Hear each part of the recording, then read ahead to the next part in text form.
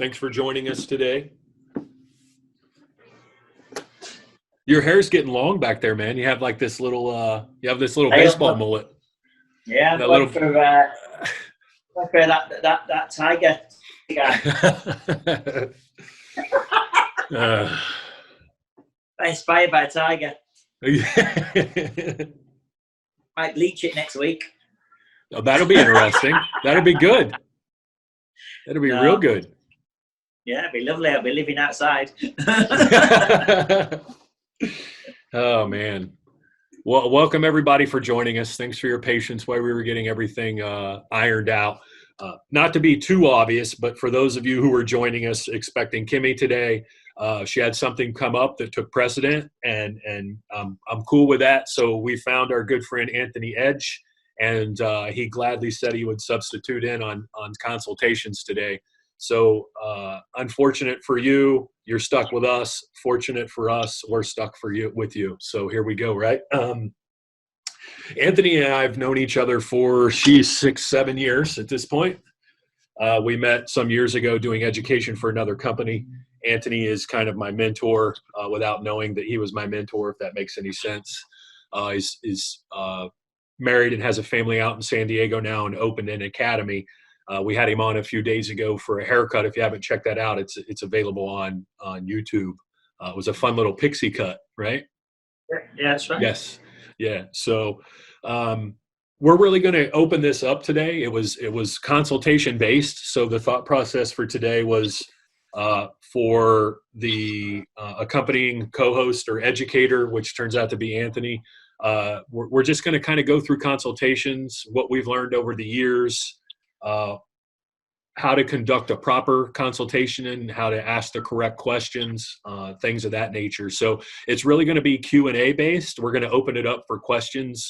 Please ask, and we're going to do the best we can to answer any questions and just kind of walk you through our experience. So everybody knows me. Anthony, if you want to introduce yourself, and we'll just kind of launch right in. Okay. All right. So good morning or good afternoon or wherever you guys are. We are obviously, how beneficial was this education? Oh, okay. Oh, that's for me. I launched polls. Sorry, I launched the polls. Oh, lovely. I was like, wow, this is cool. I'm like, wow, I like that. I don't see that normally. All right. So for me, it's just 12 noon. I think it's just gone in the afternoon now. We're here in San Diego. We're at home. We're in a lockdown. Crazy times. I think it's nice what Sharpfin are doing. I was a guest on a couple of days ago doing a haircut. I've been a guest on other brands. We do our own education as well. Like Willie said, we have a salon. We have an academy here in San Diego. We had fully booked classes all summer, and that's all been postponed. So we literally grabbed a load of mannequins out of the academy, and I've just been cutting every single day. This is our study, and I think you can see behind me there's some books. This is where I get a lot of inspiration from. I've been a hairdresser for 30 years, but I still get inspired by different things like music, books, movies, Netflix, documentaries. And, I still collect like books and magazines. So this is like kind of my go-to kind of shelf to when I do collections. I just look at some books. Got some mannequins on the top there, which we've obviously been cutting over the last 3 weeks. And you can check out our YouTube. You can check out my Instagram page, which is Anthony Edge 74 on Instagram. Or we have the Academy, which is our academy, which we post all our videos, all our haircuts and stuff like that. I think what makes us different to any other educator out there is we bring out a collection of haircuts every year. We bring out a full collection of like 10 to 12 haircuts, and that's what we obviously promote for the rest of the year. So we do haircuts which hairdressers want to do, but also what clients want. And that's what makes us a little bit different. We don't do haircuts which are just basically crazy haircuts just for a hairdresser to learn.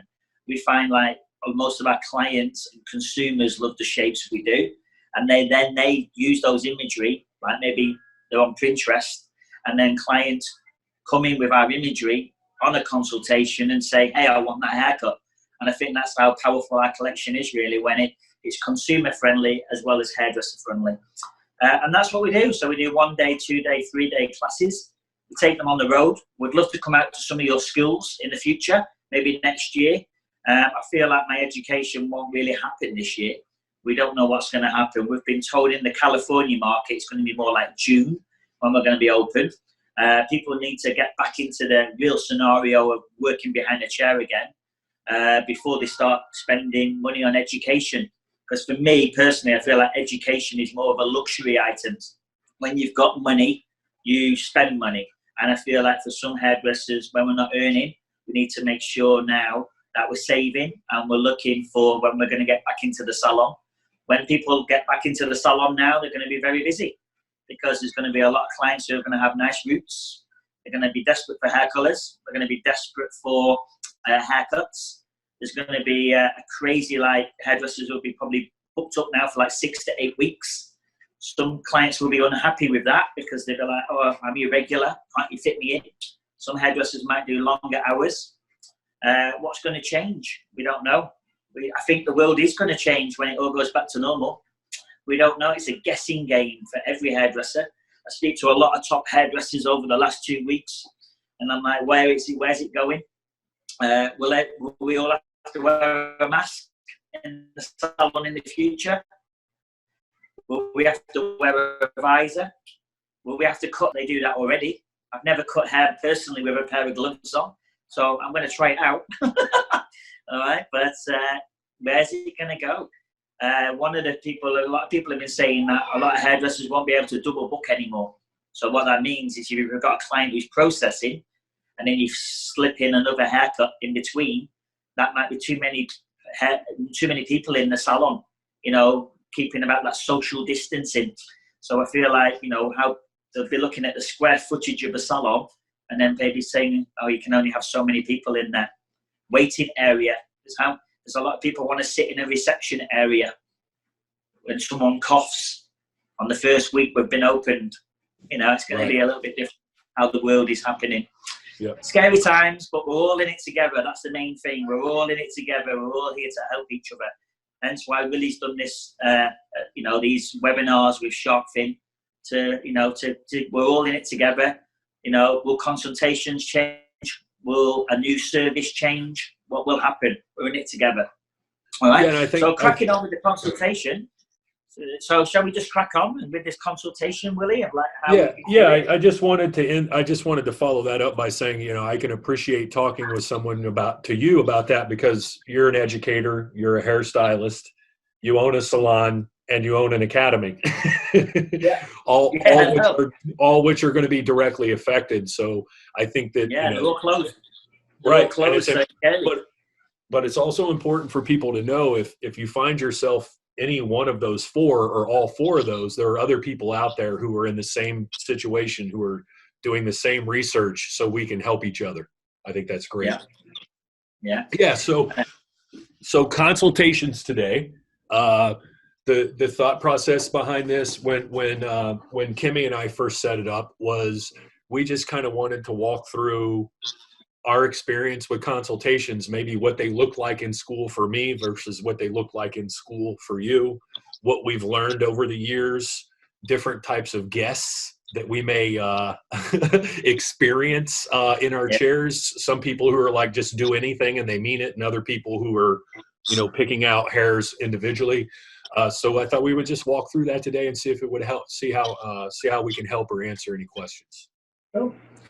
Right, I agree there, Willie. I think the biggest mistake in any service in hairdressing, if you're going to do a haircut, a blow dry, a colour, you know, is really the consultation. You know, the consultation for me starts when the client walks in and when they leave.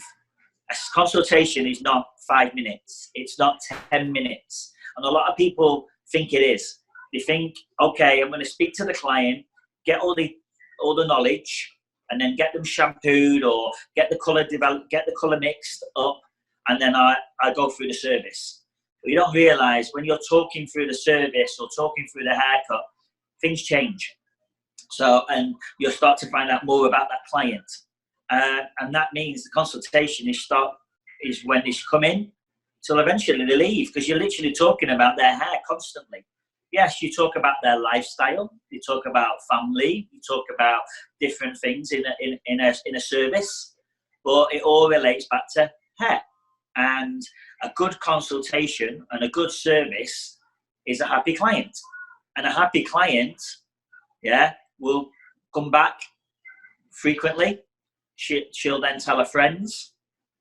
She'll get a family involved, work colleagues, and all of a sudden, from that one client, you might have a number of new clients. Okay. Funny enough, though, bizarre, it's a happy client doesn't tell as many people as an unhappy client. All right, so it's kind of bizarre, really. If you've got a fantastic colour or a haircut, it stands out. So most of the time, their family member or friend will go, "Wow, who's cut your hair?" or "Who's coloured your hair? It's the best it's ever looked." And usually you get complimented that way, and they go, "Really? Thanks, I didn't realise." And then they'll say, "This is the hairdresser, this is where I go, the fantastic," etc. But if it was a really bad haircut or a bad colour, that woman or guy will tell everybody. All right, so it's a bit like a scenario that we all go and eat maybe in a restaurant. America is meant to be known for good service. I'm English, all right. I've come over here, and you know, when you go to a restaurant, you're meant to have fantastic service. And why? Because you rely on tips. That waiter, that bartender, that waitress is relying on service, you know, for tips. And the tips here, you can get anything from 10%, 15%, 20%. And in some of the high-end places, it's 25%. And I'm just like, wow, where in England, it's nothing like that. You know, we're not known for tipping. All right. So if you get a tip, it's like, wow. But if you don't get a tip, then you're like, don't take it personal. But here we do rely on our tips. And, you know, if you've had a really bad meal, and I think most of us who are watching, we must have all been to a restaurant where we've had a great date with your partner, or you've been with the family and it's been a fantastic night. Yeah. Waited so long for that meal. It was cold. It was not right. There was something missing, you know, so you won't go back again. All right. So putting it in that kind of scenario as well. So for me, a consultation lasts from the beginning they walk in to they leave. And you've got to really start analysing that client. So when the client walks in, all right, what does she do? She walks into a salon. If you have a receptionist in the salon, then she's going to meet that person. The first person that new client, say, for example, is going to meet is the receptionist. And then they'll say, "Hi, I'm here to see," we'll use Willie as an example. "I'm here to see Will, to have my hair cut and coloured." And then the receptionist will say, "Right, have a seat." And then you'll find out who your client is. For me, then, I always like to go over to the reception, find out their name, because instead of saying he or she, I think it's always nice to know the actual client's name. So go to reception, find out their name. Is she called Mary, Michelle? Is a guy called Peter? Whatever the name is. All right. And then you call them by their name. So that's nice. It's very personal. I think it's good to find out their name. Then you bring them over to your mirror or your section or wherever you're going to be working. I would never cape a client at reception. And I don't cape a client at the section either. I keep them in their clothes. Why? Because that's a good telling point of helping me on my consultation. What he or she's wearing, and it tells me a little bit about their lifestyle. Okay? So are they coming in from work? Are they in business dress? Are they in a uniform? Are they a construction worker? You know, things like that. I can tell a lot by what they're wearing. So I would literally just have a look and see what they're wearing before I even start the consultation in a way. And then I look at what they're wearing. You look at the shoes. You'll look at, like, if it's a female, a great example really is looking at nails. If you look at, like, if they had a pedicure or a manicure, why you look at things like that is because then they maintain their image. They look after themselves. They care about their appearance. If they've got nice nails and a nice pedicure, yeah, they've got full makeup on, or they haven't got any makeup on. All right, so it tells you, do they have time to get ready in the morning? Will she have time to blow dry this look every morning? Or is she a lady who just doesn't have time? She wants low maintenance. So you can start to see then what dress sense they're wearing and stuff. So I'd look at all that. If they're very casual, does she wear yoga pants, flip-flops? Is she got a heel on? Is she dressed up? You can't judge a book by its cover. All right. So what I'm trying to say there is, when I joined Tony and Guy, a long time ago, about 30 years ago, I joined Tony and Guy in London. And it was very kind of materialistic because I was working in London, and we used to always look at brands and makes and watches and rings and belts, and wow, that person's got Gucci on. But at the end of the day, is it real? Is it fake? Right. And, you know, some people get dressed up to go to the hair salon, some don't. Mm-hmm. And, you know, you can't judge a book by its cover. And what I'm trying to say is, you know, somebody could turn up with a hoodie on, a t-shirt, flip-flops, and could be a millionairess. And then the person with the Gucci has not got as much money as the person who you did an hour before. Right. So what I'm trying to say is, never judge a book by its cover. So just take how they look and their lifestyle. And then for me, I introduce myself, say, hey, my name's Anthony. I'm going to be doing your hair today. I'm looking forward to doing it. And then if they say, yeah, I've never been before, I usually try and find out, like, how did you find out about me? How did you know about me? How did you find out about the salon? How do you know about me personally? And then they'll say, like, I've been recommended, a friend. And if it's a friend or it's a recommendation, it's more confident, because they're like, wow, they must think you're good. Or it might be just passing by and never been before, and you just potluck that she got you. Mm-hmm. All right. And then you find out their name. And then for me, I always ask 3 major questions on a consultation. I think Willie knows these already. I always talk about it on my classes. And my questions are open questions, because I want the client to talk. I don't want to keep talking through the consultation and I get no information off the client. So for me, my first question I'm going to ask is, okay, what do you love about your hair? So what do you love about your hair? Should be the first question. Then the client's going to tell me. Yeah.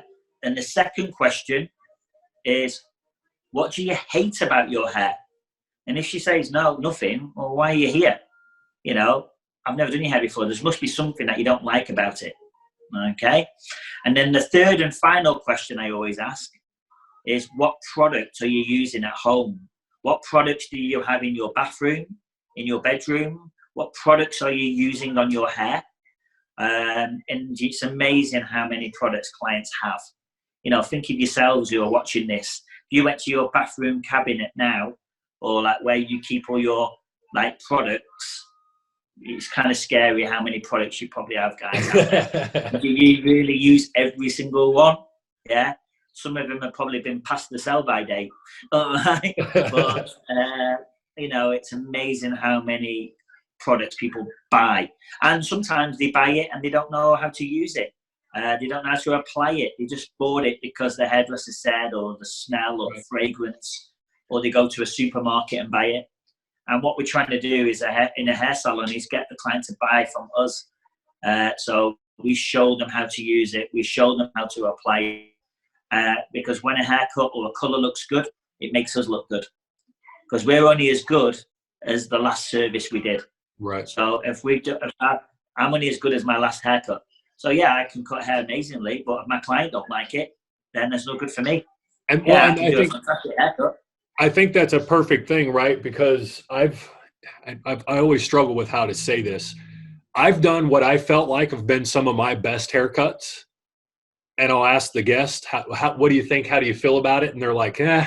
And it's like, wait a minute, that's a fantastic haircut. And for me, what I've discovered over the years is it's generally because it's too long or too short or too textured or something that I didn't listen to or ask or remember in the consultation.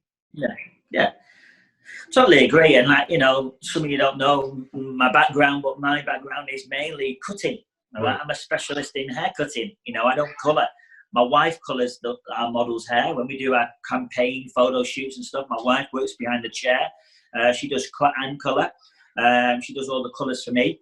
But for me being a cutter, the biggest complaint I'm probably going to get from a client is it's too short. Yeah.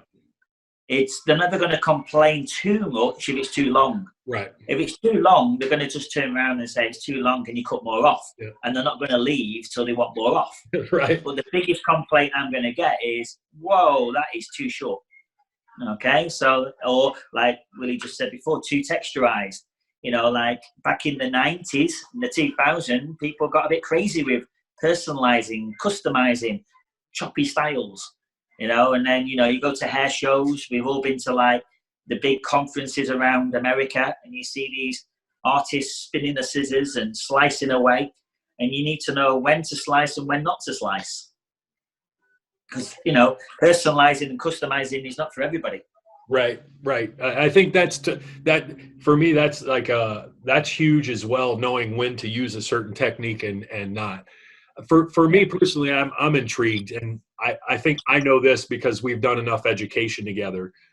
But coming up when you were doing hair in London, I mean, how much did you guys talk about consultations? Forget what you learned and where you are now. What would that process look like for you? Yeah, we always talked about it. You know, joining a big company like Tony and Guy, we had classes on it and everything. You know, yet still to this day, if you ever work for someone that big, you have to do a 2-month full-time training boot camp to work for them still.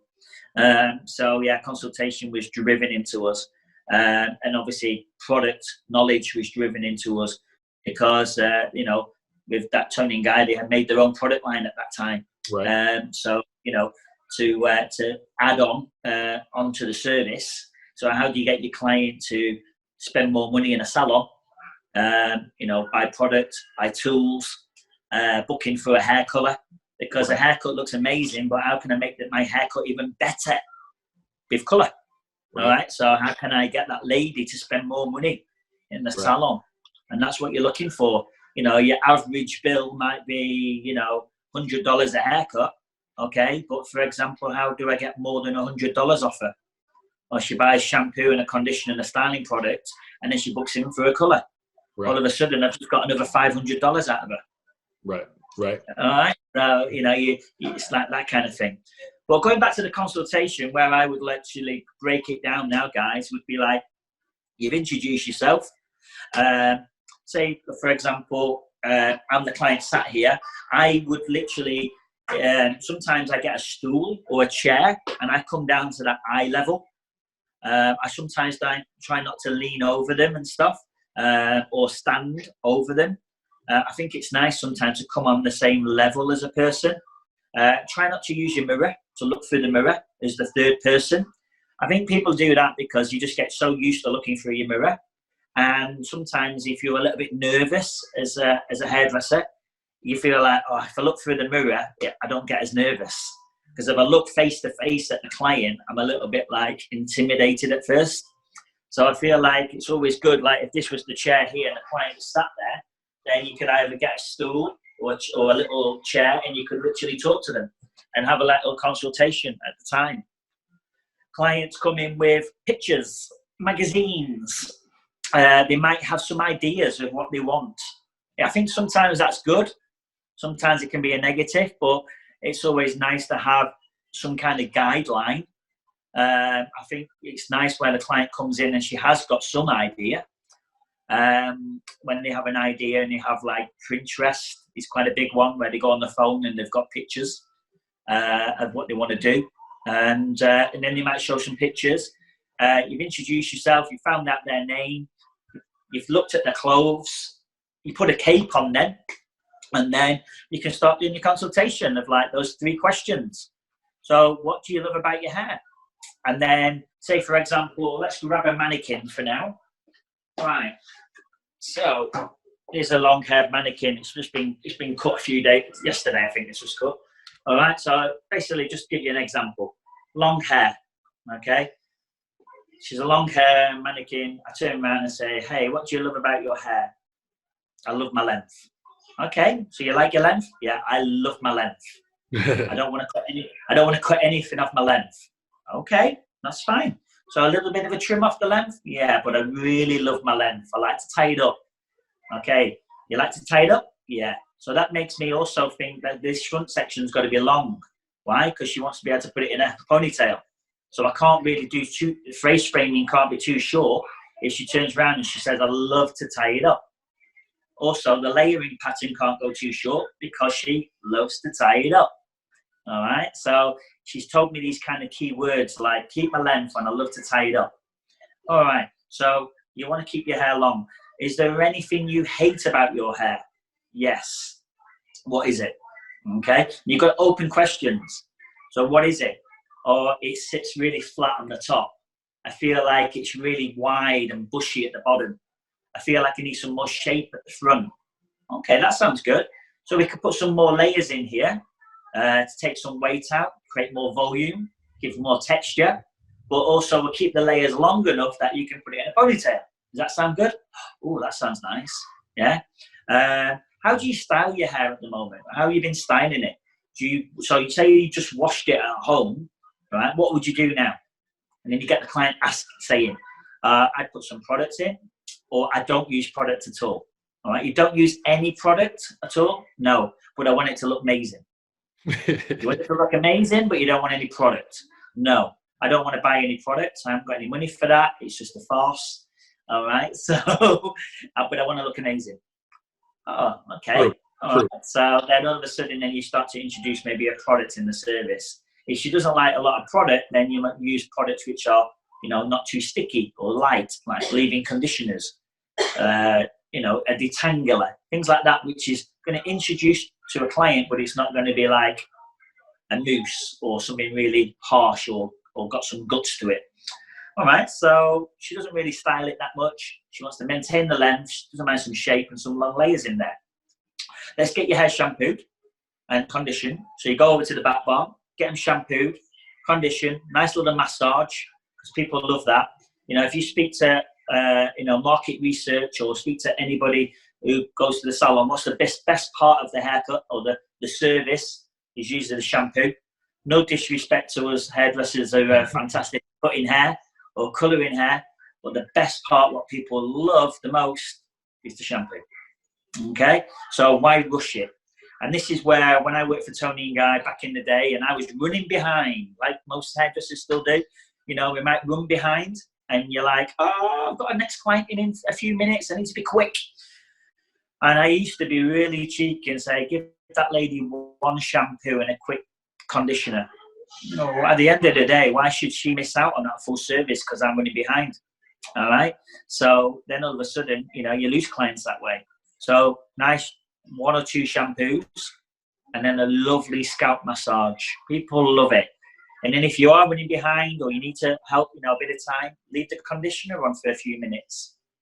We've all done that in our career. Any experienced hairdresser watching this, we all can laugh at that and go, yeah, I've left the conditioner on a few times. All right, just to help me balance out my day-to-day book. And then you bring them back over. I always apply a product before I cut hair. All right, so I introduce products to the client early on in the service. So her hair's all wet, and then I would put in something like a leave-in conditioner or a spray conditioner or detangler, something like that, heat protection spray, and then comb it through and then section off the hair and start cutting the hair. But I'd recap the consultation. So I say, just before we start, we're going to be maintaining your length. Yes. We're going to be putting some longer layers in so you can tie it in a ponytail. Yes. And we're going to give you some shape that you can still put in a ponytail. Yes. Oh, that sounds good. If you're a younger hairdresser, what we used to do back in the old days, when I used to work in your academy, we used to write on the mirror the consultation. So we'd get like mirror markers and we'd write down long hair, long layers, and shape through the front. And it's there on the mirror. Because then, say, for example, you do the whole service, you cut the hair, blow dry the hair, finish it, and the lady says, I didn't want to keep my hair long. You've got that on the mirror saying, told me you wanted to keep it long. So those are kind of like little areas as well where you could do a consultation, but you could put the bullet points on a mirror just to help you. I used to do that a lot when I used to do a class of like hands-on. Back in the old days, we used to do hands-on classes for like 20 to 25 people. By the time I got round from number 1 to 25, I forgot what number 1 was doing. Right. So it was kind of like, so I used to write it on the mirror to know what everyone was doing. So there's, some of the college teachers who are watching, and principals and people who have schools out there, they probably do that already. And they're probably laughing, going, yeah, we forget ourselves what everyone's doing. Right. All right. So right. It's kind of like, I'm getting a bit older now, so I need to remember. All right. So for me, that's where I would literally go, and then you go through the service and you talk about how they style their hair, talk about their lifestyle. Eventually, some clients open up and they talk about relationships, jobs, holidays. That's just normal scenario in a haircut. And then over years, hairdressers, clients become friends. And then, this lady might get married. You do her hair for a wedding. Then she has a child. Yeah. Then you do a hair for the christening, and then you do the hair for their children, and then you do the hair for the next, and all of a sudden you've seen that woman go through all this, and you become like, the family hairdresser. Mm-hmm. And that's how it works. So that's how you would work. Then maybe so you just turn around and say, that was kind of an easy consultation, because she had some ideas. She wanted to keep the length, she wanted to have some shape, and she wanted some layers. So that's kind of an easy one. Right. Well, imagine now she turns around and say, hey, what do you love about your hair? I don't know. What do you hate about your hair? I don't know. Do you use any products? No. So that's a hard consultation, because you're not getting anything out of it. You're just getting no, or yes. And, you're like, oh, okay. It's a bit like if you don't ask those questions and you go, do you like your length? Do you like your length? Yes. Well, where does that go? Do you like your hair long? Yes. That's it. That's the end of the question. Do you like layers? Yes. Do you like shape? Yes. But that's weak, because layers could be anything. Is it short layers, long layers, square, round? How short at the front? Things like that. So you need to have them open. An open question is getting the client to talk more. All right. So, what do you love about your hair? I don't know. All right. There must be something. Do you like? And then start to get deeper into the hair. Do you like to tie it up? I'm not that bothered. Okay. Do you want to be able to? Do you use any tools in your hair? Yeah, sometimes. So eventually they will open up. All right. But it's just in a way you've got to get in there. It's like when Willie said before, those clients who say, do anything you want. Well, they don't mean it. Because if the client with long hair said, do anything you want, I say, okay, let's shave it. And they say, oh, I don't want to be shaved. So then you don't want anything you want. Right. So do you want to keep this long, or do you want to go for a bob? That was, I'll try. I used to think that having a guest who sat in your chair and said, do anything you want, was amazing. Yeah. What I realized over time was even those people have a vision of what their hair is going to look like at the end. Even though they said, do whatever you want, they already have a vision of what they want it to look like. Yeah, definitely. And, it's one of those where, unfortunately, we're in that world of fashion, celebrities, magazines, beautiful, glamorous advertisements, and people see that. They use pictures for examples, and back in my day there was always an icon of hairdressing. So it was like the Rachel from Friends, the Meg Ryan, Victoria Beckham. There's certain people who have always been kind of iconic to be say, look, I want that shape. Did they want the haircut? Did they want the lifestyle? Did they want the money? Did they want the partner? It's kind of like, what do you see about that haircut? And you're also going to have people who are going to bring in magazines, and they're going to bring in a haircut, like thicker hair clients, really thick hair. Right. Always bring in a picture of fine hair clients. Right. And the opposite as well. So a fine hair client will bring in a picture with someone with more volume and more hair. And you're like, I want that. All right. So it's kind of like, you've got to talk about different lengths, different textures, different density, and not insult the client, but in a way say, look, we can do this, but it's going to be a bit longer or a bit shorter, or your hair's a lot finer, so it's not going to look exactly like that. But don't just say we can do it, because that's misleading. I think the biggest thing on a consultation is not over promise and then you under deliver. Right. You know, don't go yeah, do everything, and then all of a sudden after 45 minutes to an hour at the end of the service, the client is like, I don't look like that picture. And I think that's so important in consultations. And I mean, with YouTube and Instagram now, when I can't tell you how many times someone would come in and show me a YouTube video of someone that went from a level 2 to platinum unicorn hair, and they're convinced that it actually happened in 45 minutes or, you know, or in 2 hours. They don't realize that it happened over 6 months. So how do you navigate in your consultation saying no, but then offering options or explaining? How do you navigate that? It's good because obviously, you know, Willie, I don't colour, but we have a blonde specialist in our salon, one of Gloria's good friends, and she works in our salon. She's great on social media. She does some beautiful blondes. We are in California, so we, you know, as a big clientele is blonde in this market. No disrespect to redheads and brunettes and, you know, the crazy colours out there. You know, we still get that, but blonde is a big market in this market. You need to know where you're doing hair, what is the big trends, you know. And I travel state to state, country to country, and there is a little change here and there. So, you know, there is some brunettes and reds and, you know, the rainbow hair, and then you go into like shorter and longer hairs. Here in San Diego, yeah, there is bobs and there is pixies and stuff, but there is a lot of long hair. There's a lot of extensions. There's a lot of hand ties. There's a lot of blondes. There's a lot of hairdressers who specialise in the blonde world.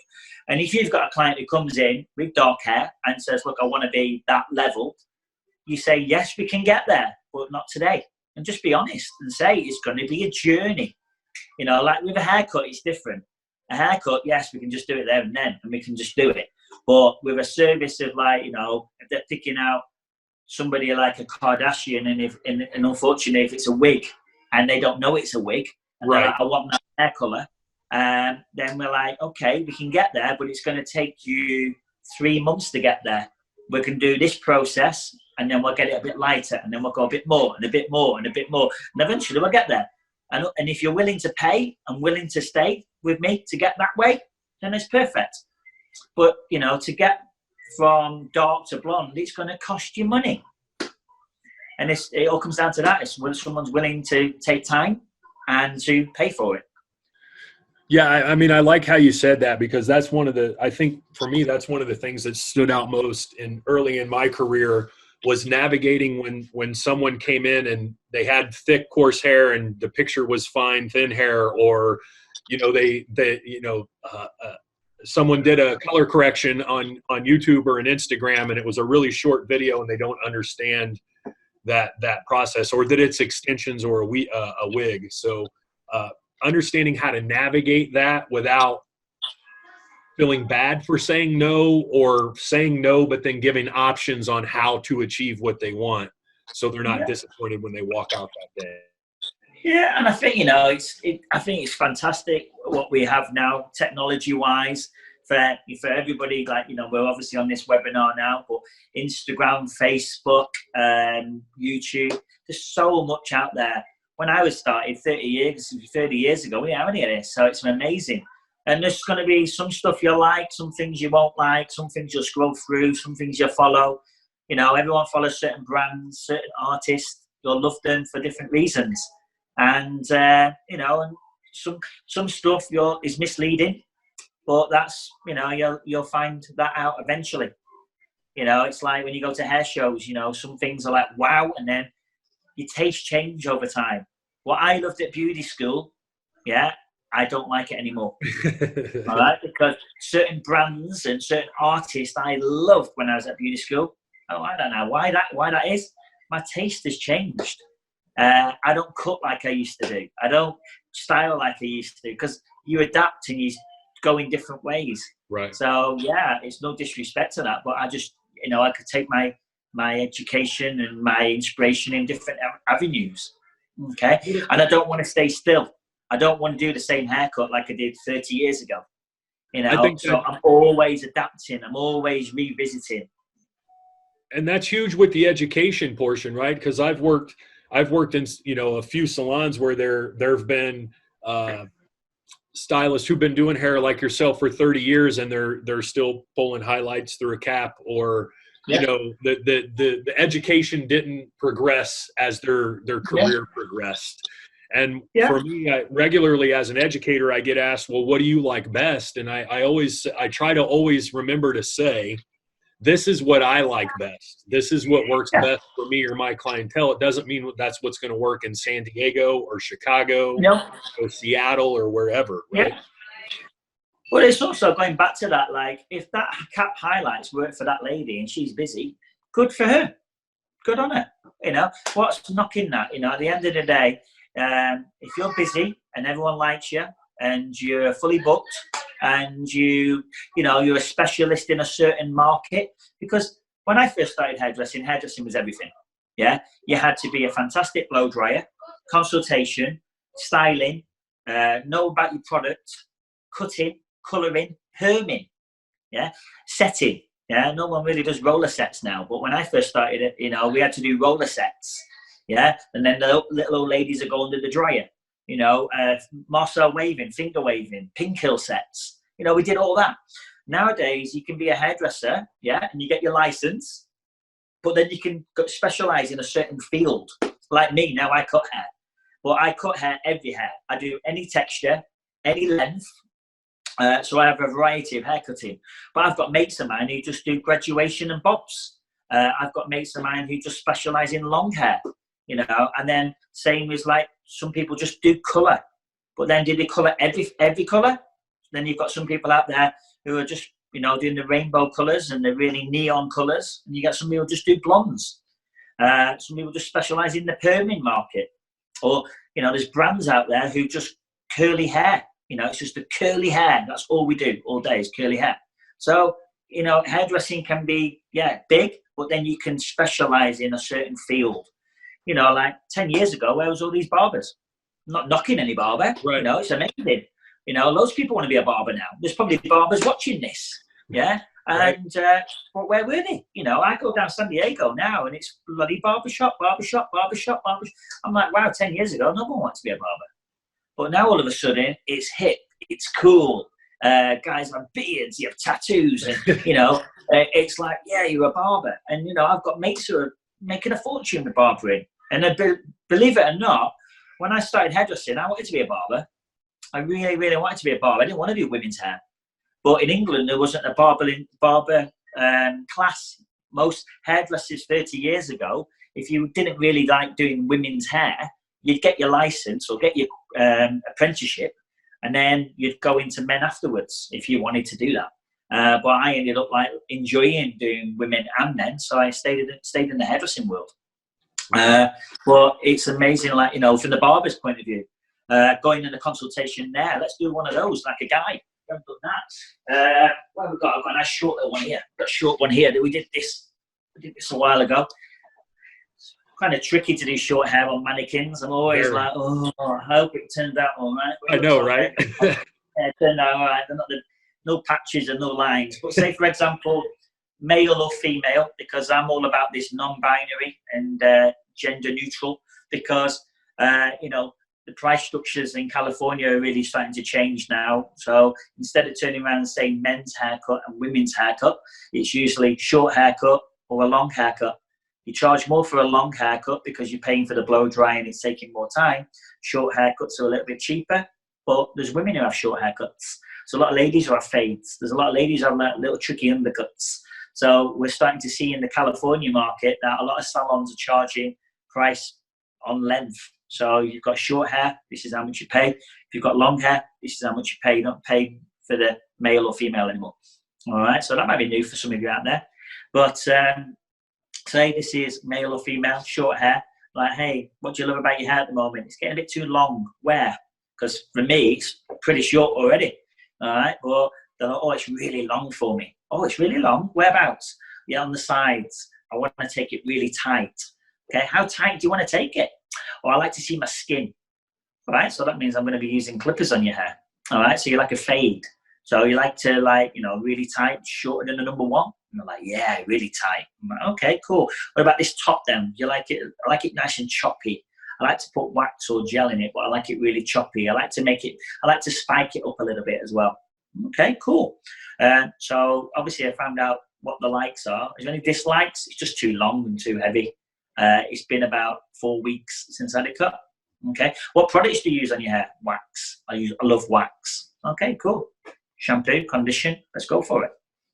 Okay. And then, you know, you can obviously work on what sort of length. If you're working on a female and short hair, say, hey, is it too long? Yeah, it's too long for me, but I don't want it too short. What's too short? I don't want to look like a man. So I want to have a bit of softness. So that means maybe not using a clipper, maybe using scissor over comb, so you're not seeing skin. You're leaving it a bit softer, a bit, you know. So that might be the way forward for that kind of clientele. All right. So maybe some pointers there if there's some barbers watching or somebody is doing short hair. You've got that kind of scenario. Any questions out there, Willie? Is it anybody asking any questions, or is it just me and you having a banter? No questions so far. I encourage everyone, if you have questions, to ask. But I feel like also we're kind of you know, either we're really boring, which I don't think is the case because there's still a ton on, or we're just doing all right. All right. I want you to talk about face shape though. So if you can go in a little more depth, whether it's with short you know, like that or you go back to one of the long hair, either way, let's talk about face shape. Let's talk about face shape. Yeah, so let's get this long hair girl out again, because you know this is Willie phoned me about 30 minutes before we were doing this, so it's kind of like, yeah, I know how to do a consultation over my career. So gotcha. Like, Willie, I said, Willie, you guide me. You tell me what you want, what the guys want to hear. But right. I feel like, yes, you know, there's key things from a consultation is, yeah, we've got the 3 questions. Okay, what else are you going to look out for a consultation?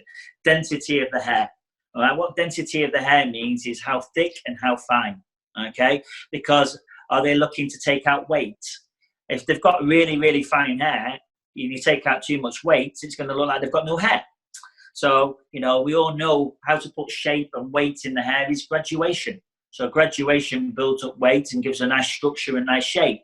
So if they're looking for a thicker, fuller hair and they want to make it look bigger, maybe choosing a graduation that way. They want to take lots of weight out, they choose a layer. If they don't want, you want to leave it long and they don't want to graduate, they don't want to take it short, then you might leave an area one length. Because why layer it when it's fine already? So you've got to look at the density of the hair. Then you're going to start looking at the texture of the hair. And texture of the hair is it curly, really curly? Is it wavy? Is it straight? Is it wavy in certain areas? Yeah. So then you're going to start to look, is it going to jump up when you cut it? So there's nothing much worse than you cut a fringe in here and then all of a sudden it goes to the hairline. All right, so you've got to look out for, like, you know, the textures of hair, what you're going to work with, because you might wash her hair and she's nice and curly, but then she chooses a picture which is flat and nice and smooth. Or do you blow dry your hair? No. Do you use a flattening iron? No. Do you have time to do your hair? No. So the picture you've showed me is really high maintenance. It's you're going to blow dry that. It's going to take you like 30 minutes every morning. So, you know, you've got really thick, curly hair. Let's do something to work both ways, that you can leave it natural and and beautiful. And then when you can be bothered blow drying it, then it'll look good as well. Because you've got to feel like real life scenario. Not everyone's going to get up in the morning and do a 30 to 40 minute blow dry. All right. And then you talk about the face shape. So talk about face shape. And it's not just about the face shape, but you're also talking about, you know, the features in the face. Okay, so let's look at the face shape. So you have, like, you know, say like she's got a long face. Let's use that for example. She's got a long face, narrow face. All right, so what's ideal there? So maybe you want to take the face framing a little bit shorter.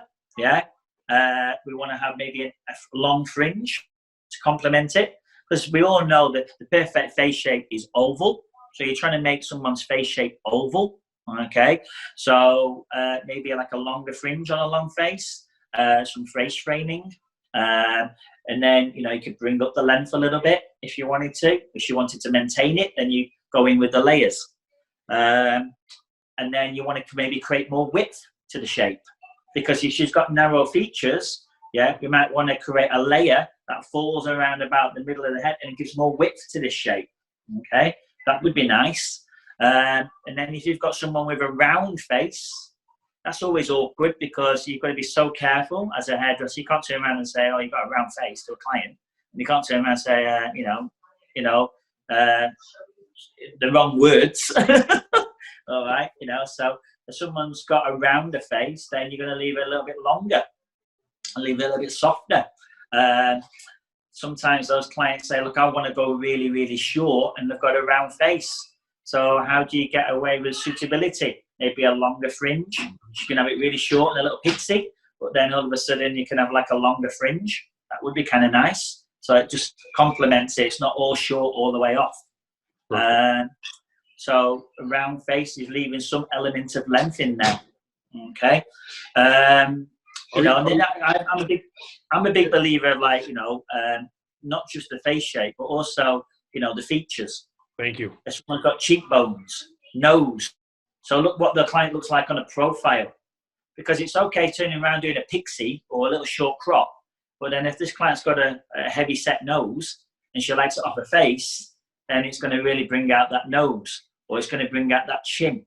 So I'm always looking at the profile. And when I do photo shoots and we do our collection, when we do our consultations for our models, we always take a picture straight on at the back, obviously to see the hair, and then we always get the model to put her hair in a ponytail just to see that profile, because I want to see when that model's moving around doing a photo shoot that I'm going to get the right shape and the angle for her. So, for me, features are really important, of like the nose, lips, chin, and then neck, because then you're going to bring out the good assets. Because in a way, as a hairdresser, you're like especially me being a cutter, you're bringing out the good assets and you're hiding the bad assets. So the good assets, if she's got a fantastic cheekbones, bring them out. How do you bring out cheekbones? Maybe put in a fringe. Yeah, go wider with the fringe. If you go wider with a fringe, then you bring out the cheekbone, the jawline, the neck. Yeah, and then if the client's got maybe 2 chins, 3 chins, and she doesn't want to see that, then you don't go as wide. You might go more face framing, so you're complementing that. Okay. Does the client wear glasses? It's not just about like the features now. So does she wear glasses? Is a fringe going to be a nightmare to wear because she wears glasses all the time? Okay. So does she have piercing on her ears? Yeah. I think anybody who's done a lot of hair cutting out there, I hate those ones where they're right at the top of the ear, the piercing. I always take them out. They always come out, and I'm like, bloody hell, where's that come from? All right, so if they've got earrings, piercing, hearing aid, birthmarks, scars, moles, all that is basically, are they comfortable seeing that, or they're not? Like back in my day, facelifts were big for a lot of my clients. So they had scars behind the ear and they had facelifts. So I had to make sure that I covered any scars or anything behind the ear. Nowadays, you can get fillers and Botox and stuff like that. So you can take that into consideration. I've done a lot of celebrities, men, who have had hair transplants. So what that happens I can't shave it through the back, because in the old days of transplants, they used to have a line just around the occipital bone. There'd be a scar. So if I shaved that off, I'd expose a line, and that would look like they've obviously see their hair transplant. So you take into consideration that they can't take it too short, so you might have to choose a number 3 or a number 4. So you can't expose it. Yeah, the guy might say you want to fade, but if you fade it and you see that scar, you've got to take that into consideration as well. So I feel like, yes, face shape is very important. If they've got narrow features, wide features, and then, their forehead, nose, lips, chin, all that sort of stuff is to take into consideration. That's fantastic, man. Great feedback. That sounds all right? I didn't have the chat box up, so people were talking and commenting, but I wasn't. Okay. I'm an amateur, man. It's amateur hour. Okay. Is there any questions, Willie, from that? Let's see here as I'm scrolling. I want to spin through. I want to make sure everyone's happy. No, having a bit of a banter. very thorough. A couple of people said we're just listening and taking it in. Does anybody have any questions? We covered a lot. What I love is we had, questions to ask, open-ended questions, not just face shape, but features, nose, cheeks, eyes, jaw, chin, lips, neck. Yeah. Very, very thorough. That's great stuff. Yeah.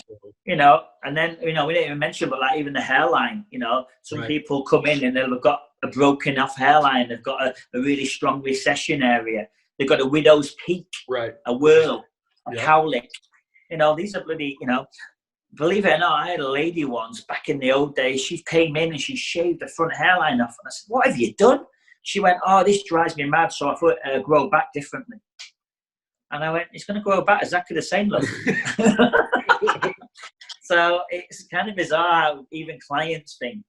Like she wanted the fringe to sit perfect, and that cowlick was driving her mad. So She came in, just buzzed it off, and said, okay, Anthony, it'll grow back different. I went, it grow back exactly the same, love. Sometimes it does. I don't know. But listen, man, I think everyone's just saying well done. I don't see any more questions. If I missed them, okay, I'll watch this back and I'll definitely make sure that we answer them.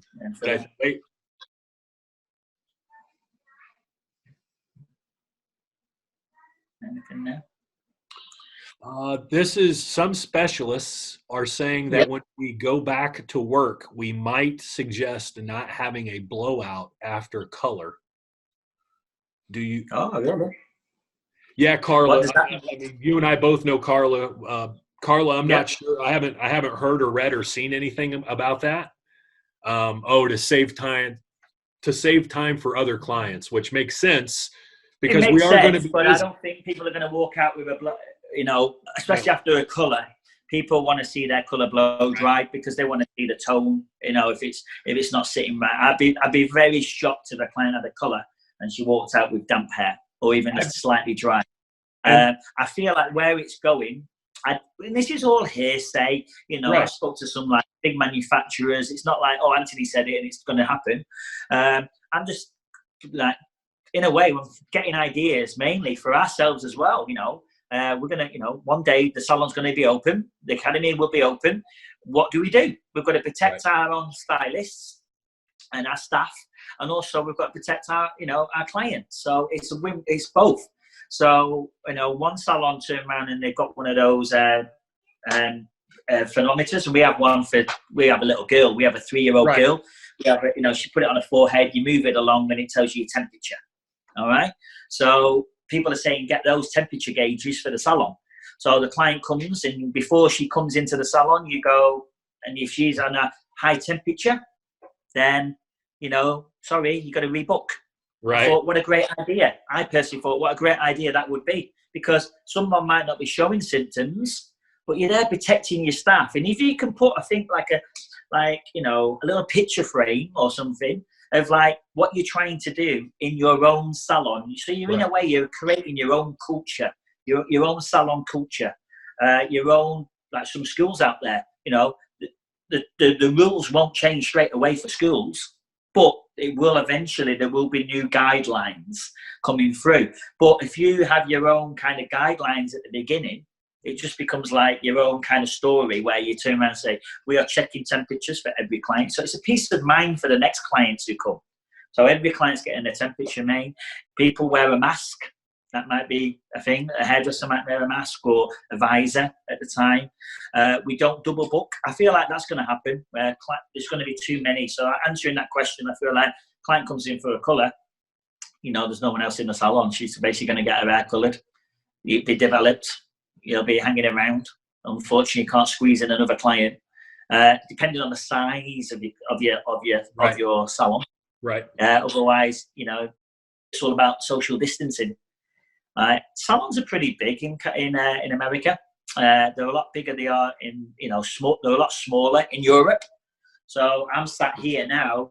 The next chair in Europe is literally near enough next to me. So I'm thinking in Europe, some of them might have to be like one chair open, one chair closed, one chair open, one chair closed to keep that social distancing. Here, if you've got a spacious salon, then you might go, I cut hair down there, and then my next client's going to be on the other end of the salon. Yeah. Yeah. I It's think more will be revealed, right? So, let me be real. I feel like Gloria came up with a really good idea where the cape and the towels will be in a bag already for the client. Like, you know, when you go on airlines and you have a blanket and yeah. it's already in a vacuum pack, Yeah. and then you rip it open and you know it's clean. I mean, that might be the future of hairdressing, where every client gets a cape and a towel and it's vacuum packed and it's clean and it's keeping them safe. Right. Who knows? We're guessing.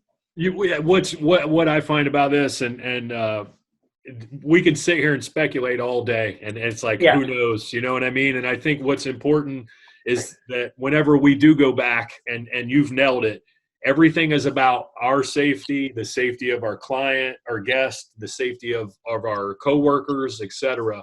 You know, so we can all just be the best that we can be. You know.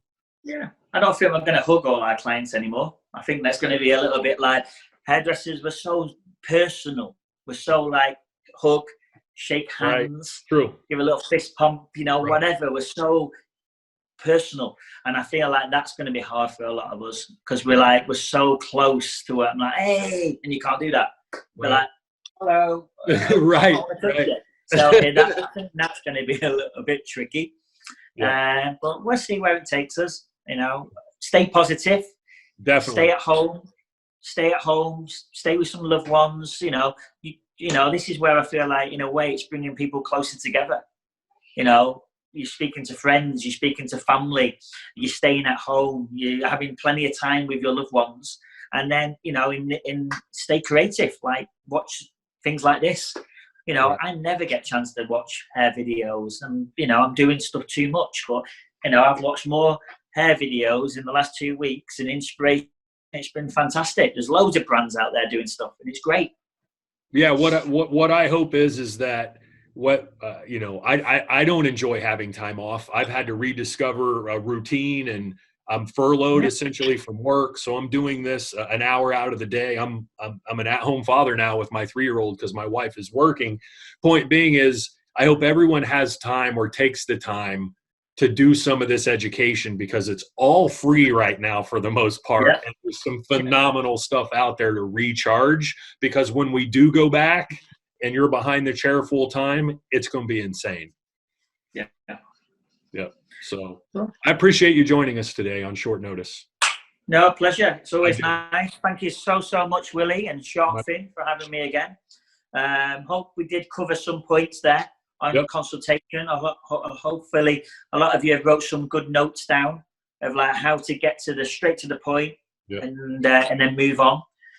Because it's down to you individually. You know, like, you can do a consultation, but you can be like chatting.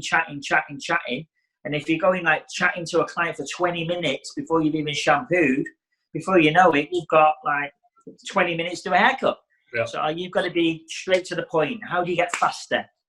What do you love about your hair? What don't you like about your hair? What products are you using? Let's get shampoo. Let's get moving. Let's get going. Right. That's what it is. Fantastic. It's all about.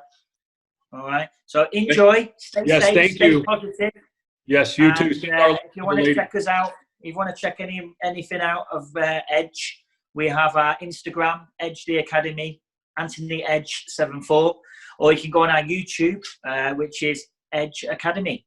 Okay, and we've got loads of videos on there for haircutting. Fantastic. All right, stay safe, guys. Thank you. Willie. Take care. Thank you. Thank you. Bye. Bye now.